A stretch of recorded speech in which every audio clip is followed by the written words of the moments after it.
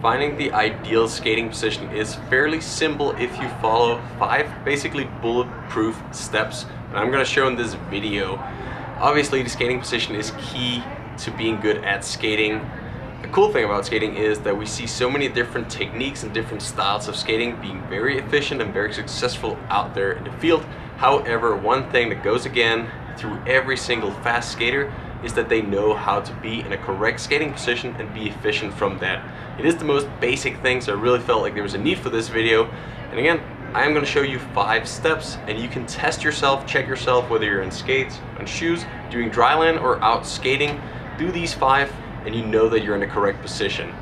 I also want to mention that being in the right skating position is very physically demanding, so at first you might not feel as strong in it, you will fatigue faster, but if you do this over and over and over and you stay consistent and disciplined in this, you will ultimately become faster at skating and you will increase your top speed, whether it's long track, short track, or inline skating. Now let's get to the 5 steps that I think you should have in mind. You should check yourself as often as possible in order to be in that correct skating position. And then from there on, move along. If this is a dryland thing you're up to, or if it's a skate session, these should always be on point. Now the first one here is one that we especially see people mess up as soon as they start moving or get fatigue. Have a fist in between your knees. This way you know that you have the shoulder width, and you also know that you're not going to collapse your knees in between each stroke. So if you have that in this basic position, there's a good chance that if you get solid in that, when we're out skating on one leg, that this knee won't collapse to either side. So, fist between the knees. Moving on to the second step is the upper body.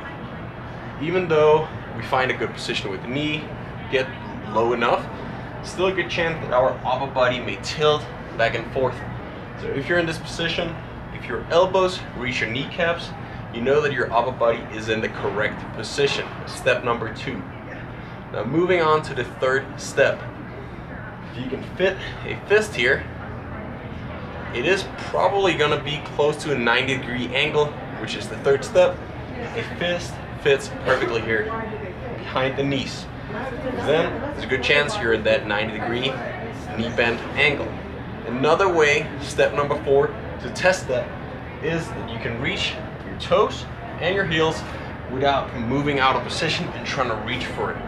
So just by being in that position, knee here, elbows out there, hit toes, or hit heels, hit toes, then you know you're in a good spot.